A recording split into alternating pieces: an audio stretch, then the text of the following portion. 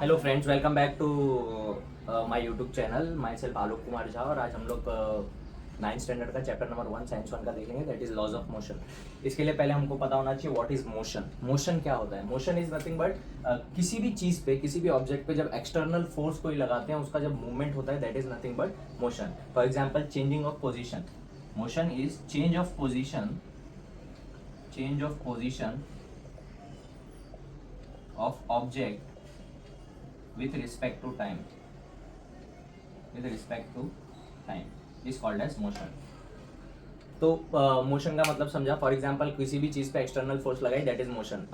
We can say railway track पे जो train चलती है, that is in motion. For example, we can say fan गोल गोल घूम रहा है, दैट इज मोशन। कोई भी चीज़, एरोप्लेन उड़ रही है, that is motion. All this is considered in motion. तो आज हम लोग मोशन पढ़ने से, मोशन तो समझ गया, आज हम लोग और भी चीज़ें देखने वाले हैं। फॉर एग्जांपल, डिस्टेंस और डिस्प्लेसमेंट क्या है, उनके बीच का डिफरेंस क्या है, स्पीड और वेलोसिटी वो क्या है, उनके बीच का डिफरेंस क्या है, ये सब कुछ आज ये वीडियो एंड तक आपको क्लियर हो जाएगा व्हाट इज ऑल दिस। ठीक है,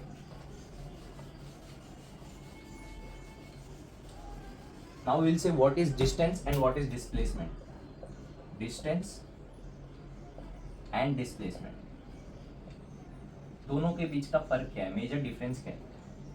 Basically, distance is the actual path which is covered. For example, actual path, distance is actual path covered,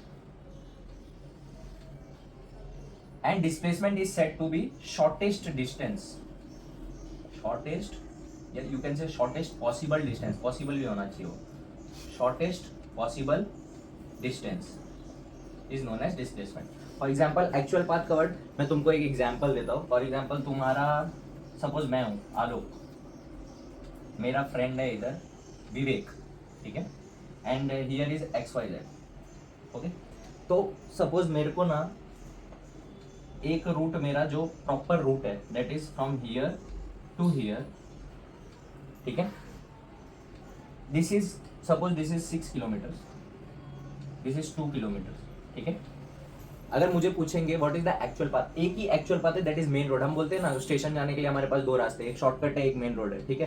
तो एक मेन पाथ अलग होता है, शॉर्टकट हम लोग ज्यादा प्रीफर करते हैं, राइट। तो मेन रोड, अभी फॉर एग्जाम्पल आलोक, मेरा मेन मोटिव है, मेरे को विवेक के घर पे जाना है, मेरे को मेरे फ्रेंड के घर पे जाना है। तो ये जाने के लिए मेरे पास एक और रूट है, दैट इज दिस, और ये सिर्फ 6 किलोमीटर का है।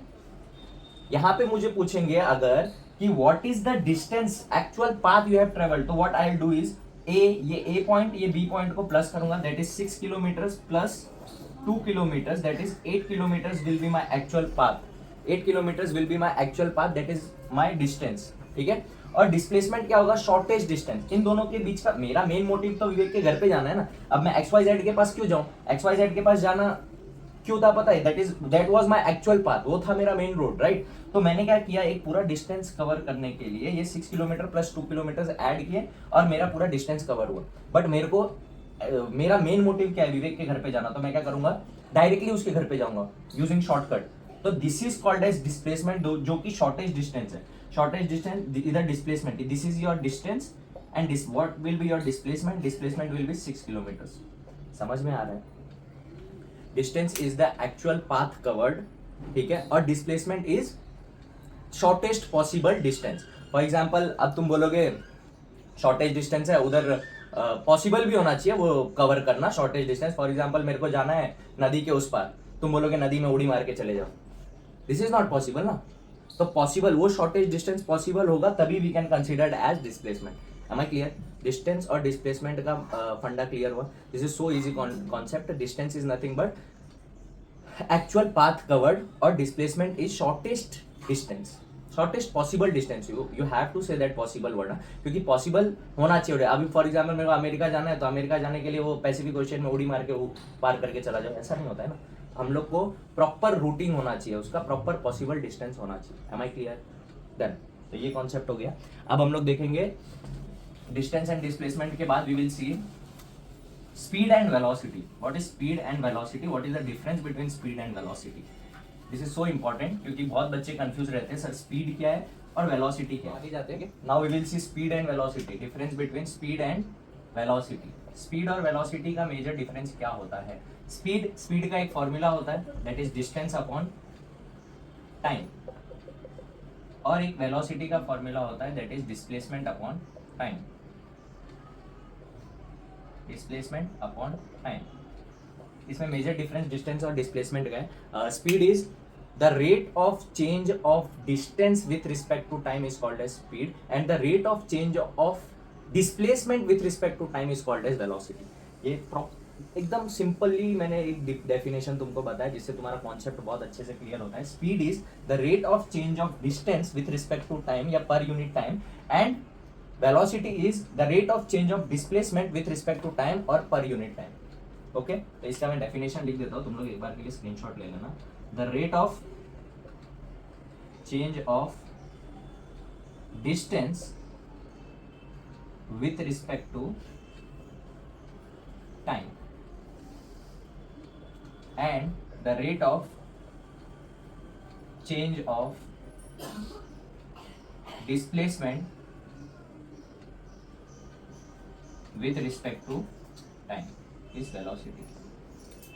ठीक है, क्रिस्टल क्लियर। ये दोनों फॉर्मूलाज है जो हमको न्यूमेरिकल्स में आगे काम आएंगे। ठीक है, speed is distance upon time, velocity is displacement upon time, speed is the rate of change of distance with respect to time, and velocity is the rate of change of displacement with respect to time। crystal clear? Done. Now we will jump to uniform motion and non-uniform motion। this is so easy concept जो तुम्हारे book में है 9th standard के first chapter में, that is laws of motion। Uniform और non uniform motion या uniform और non uniform linear motion है।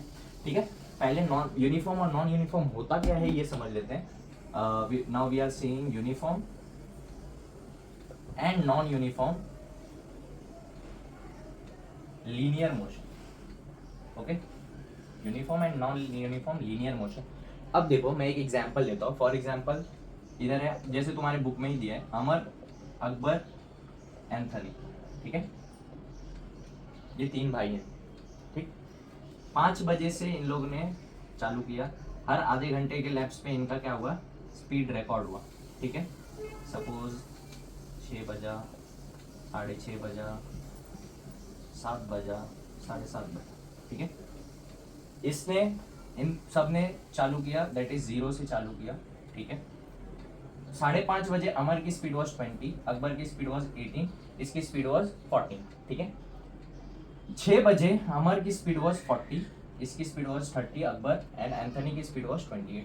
ठीक है, 6:30 बजे अमर की स्पीड वॉज 60, अकबर की स्पीड वॉज 42 एंड एंथनी की स्पीड वॉज 33। ठीक है, 7 बजे अमर की स्पीड वॉज 80, इसकी स्पीड वॉज 50 अकबर की, एंड एंथनी की स्पीड वॉज 40 सपोज। अब यहाँ पे इन सबका स्पीड रिकॉर्ड हो रहा है पर यूनिट टाइम। ठीक है, अब मैं क्या बोल रहा हूँ, मेरे को यूनिफॉर्म और नॉन यूनिफॉर्म लीनियर मोशन पहचानना है। इसमें कौन यूनिफॉर्मली ट्रेवल कर रहा है, कौन नॉन यूनिफॉर्मली। पहले तो यूनिफॉर्म मोशन क्या होता है वो देखना, कंसिस्टेंटली एक स्पीड में पर यूनिट टाइम जो ट्रेवल कर रहे हैं उसको बोलते हैं uniform motion. And non uniform motion is उनका स्पीड का भी कोई ठिकाना नहीं है, ना उनके टाइम का कोई ठिकाना है। ठीक है, टाइम अगर यूनिफॉर्म रहा तो स्पीड भी यूनिफॉर्म रहनी चाहिए, तो ही यूनिफॉर्म में कंसीडर करेंगे। फॉर एग्जाम्पल यहाँ पे मैंने क्या किया, अमर का स्पीड देखो, अमर का टाइम पहले तो सब 0 थे। ठीक है, 5:30 को अमर वॉज 20। ठीक है, 5:30 को 20, फिर उसकी स्पीड 20 से इंक्रीज हुई, दैट इज 40, वो भी 6 बजे। ठीक है, फिर 6:30 बजे उसकी स्पीड वापस 20 से इंक्रीज हुई 60। मतलब 20 के स्पीड में अमर की स्पीड क्या, 20 के स्पीड से अमर क्या कर रहा है, अपने स्पीड को इंक्रीज कर रहा है। राइट, तो 20 कंसिस्टेंटली अमर क्या कर रहा है, 20 का स्पीड गेन करते जा रहा है। तो Amar is in uniform motion, Amar is in uniform motion. और वही तुम अकबर का अगर कंसीडर करोगे, इसका पहले 0 था 5 बजे, 5:30 बजे 18 हुआ, 6 बजे 36 हुआ। ठीक है, यहां तक वो कंसिस्टेंट है। फिर 6:30 को उसका 42 हुआ, यहाँ डबल हुआ था, यहाँ डबल हुआ क्या, नहीं, यहाँ 72 रहता तो फिर ये लीनियर कंसिस्टेंटली होता। ये क्या हुआ, 42 हो गया, फिर 50 हुआ। तो this is not consistent, consistently ये अपना स्पीड इंक्रीज नहीं कर रहा है विथ रिस्पेक्ट टू टाइम। तो this is called as non uniform motion, non uniform motion. अगर तुमको समझा है तो एंथनी कौन से मोशन में ट्रेवल कर रहा है, यूनिफॉर्म या नॉन यूनिफॉर्म, ये कमेंट्स में बताओ। ठीक है, डन।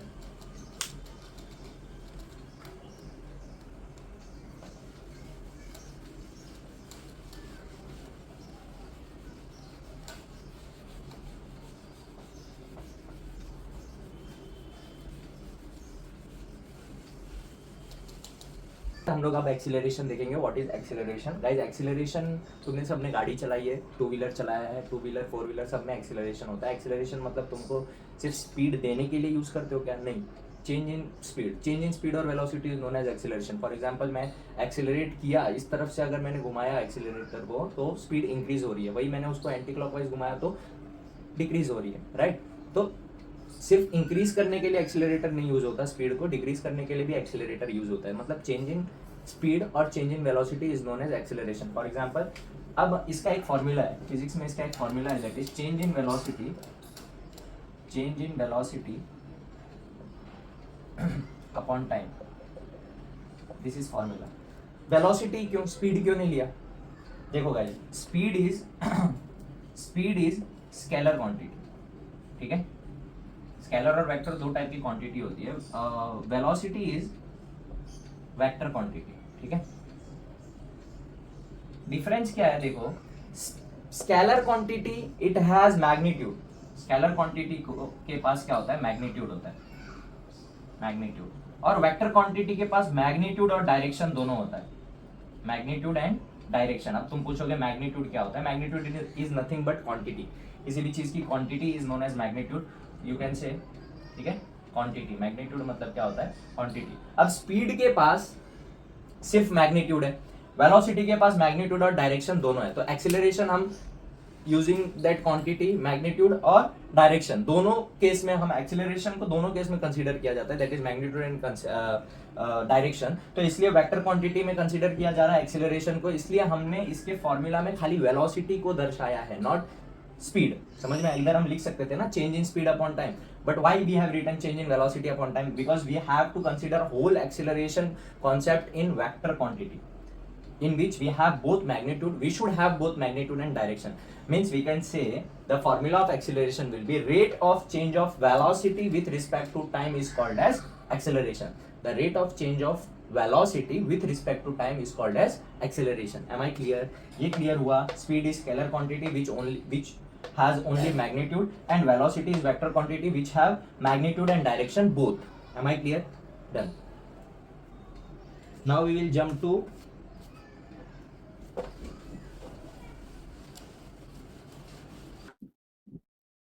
Moving ahead. अब हम लोग देखेंगे change in velocity upon time. देखो गाइस, इधर चेंज एक्सीलरेशन का फॉर्मूला है that is change in velocity upon time. इसका मैंने तुमको डेफिनेशन भी लिखा था. Rate of change of velocity with respect to time is called as acceleration. With respect to time is called as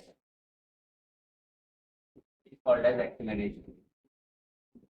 इस अब गाइस देखो, the rate of change of velocity बोला, यहाँ पे चेंज ऑफ वेलोसिटी जो बोला है ना, इसके चेंज को हमको निकालना रहता है. फॉर एग्जांपल यहाँ पे हमारे पास ना फिजिक्स में दो टाइप के वेलोसिटी होते हैं. फाइनल वेलोसिटी होता है, एक फाइनल वेलोसिटी होता है जो कि एंड में हमको पता चलती है. कहीं भी सपोज मैं वो जो विवेक वाला एग्जांपल बताया था आलोक एंड विवेक, तो आलोक के घर से विवेक के घर का जो शॉर्टेस्ट डिस्टेंस था ना, अगर आलोक वहां पे रीच करेगा, फाइनली जब वहां पे पहुंच जाएगा, that is it's final velocity, that is symbolically represented using v.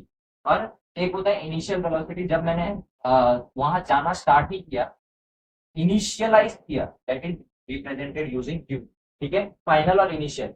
अब तुमको चेंज इन वेलोसिटी कैसे मिलेगी? हमको ये दोनों को माइनस करना पड़ेगा. फॉर एग्जांपल मैंने 20 के स्पीड से चालू किया जाना विवेक के घर पे, और विवेक के घर पे फाइनली मैं पहुंचा 40 की स्पीड थी मैं जब वहां पहुंचा, मतलब मेरी final velocity was 40. Change in velocity कितनी हुई? 40 माइनस 20, मतलब final velocity minus initial velocity, 40 minus 20 that is 20. Change in velocity will be 20. For example यहाँ पे चेंज इन वेलोसिटी कैसे पता चलेगा? देखो, final velocity minus initial velocity upon time. इसको सिंबॉलिकली लिखना होगा तो v minus u upon t. समझ में आता है? This is your formula of acceleration. Formula of acceleration a is equals to v minus u upon t, where v is final velocity, u is initial velocity and t is time. मैं clear? समझ में आ रहा है? Final velocity minus initial velocity is change in velocity upon time. This is called as acceleration. Acceleration का whole सब concept सब क्या. अब एक्सीलरेशन ना तुमको तीन टाइप्स के होते हैं. कितने टाइप्स के एक्सीलरेशन होते हैं? तीन टाइप्स. तो तीन टाइप है, पॉजिटिव एक्सेलरेशन, नेगेटिव एक्सेलरेशन और जीरो एक्सेलरेशन। नेगेटिव एक्सेलरेशन को हम डिसेलरेशन भी बोलते हैं। For example I will show you, एकदम क्रिस्टल क्लियर हो जाएगा आप लोग को क्या है negative acceleration, positive acceleration and zero acceleration. हमारे पास तीन टाइप है एक्सेलरेशन के, पॉजिटिव, नेगेटिव एंड जीरो। ठीक है, ये तीन टाइप्स ऑफ एक्सीलरेशन है हमारे पास, positive acceleration, negative acceleration and zero acceleration. First will see positive acceleration. Positive acceleration क्या होता है? For example the change of velocity of object, मतलब चेंज तो सब में है बट वेलोसिटी ऑफ ऑब्जेक्ट जब इंक्रीज होती है, for example when when the velocity of object increases with respect to time, this is called as positive acceleration। मतलब यहाँ पे इंक्रीज हो, क्या होता है? इंक्रीज, वेलोसिटी इंक्रीज हो रही है। जब ऑब्जेक्ट की वेलोसिटी इंक्रीज होती है, कंटिन्यूअसली इंक्रीज हो रही है, that is nothing but positive acceleration. For example मैंने 20 के स्पीड से कहीं जाना चालू किया और कंटिन्यूअसली मेरा वेलोसिटी मैंने एक्सीलरेट किया 20, 25, 30, 40 विद रिस्पेक्ट टू टाइम मेरा इंक्रीज होते जा रहा है, that is considered as positive acceleration. इसको क्या बोलते हैं? It is called as positive acceleration, positive acceleration. And if the, now what is negative? इसका same opposite, when the velocity of object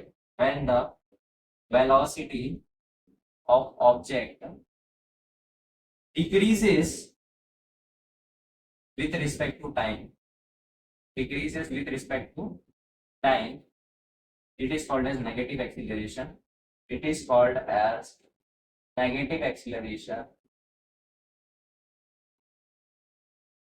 और इसको हम बोलते हैं deceleration.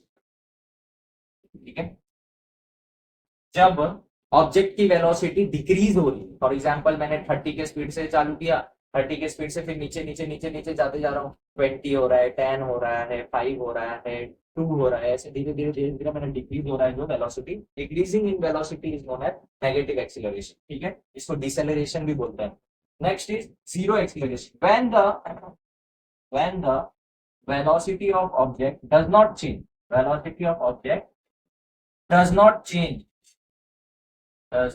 change well, when the velocity of object does not change with respect to time is called as zero acceleration। जब किसी भी object की वेलोसिटी चेंज ही नहीं हो रही है, फॉर एग्जांपल 30 के स्पीड से चालू किया, कंसिस्टेंटली 30 का स्पीड मेंटेन्ड है, कितना भी टाइम बढ़ रहा है, ना मैं 31 जा रहा हूँ ना मैं 29 जा रहा हूँ, मैं कंटिन्यूअसली 30 के स्पीड पे ट्रेवल कर रहा हूँ, तो मेरा वेलोसिटी ना तो इंक्रीज हो रहा है ना तो डिक्रीज हो रहा है, एक मेंटेन्ड वेलोसिटी है। तो दैट मेंटेन्ड वेलोसिटी को हम कंसीडर करते हैं zero acceleration. Zero acceleration is nothing but when the velocity of object does not change at all is called as zero acceleration. हमारे पास तीन टाइप्स थे, positive acceleration, negative acceleration and zero acceleration. तीनों types बहुत अच्छे से तुमको समझा है, इसका स्क्रीनशॉट ले लो गाइस, आई होप सो तुमको समझा है, इसका स्क्रीनशॉट ले लो। That's it for today. आज की वीडियो लेक्चर में इतना ही। नेक्स्ट वीडियो लेक्चर में आई मेक श्योर कि इसके बाद जितने भी टॉपिक्स है इस चैप्टर के कवर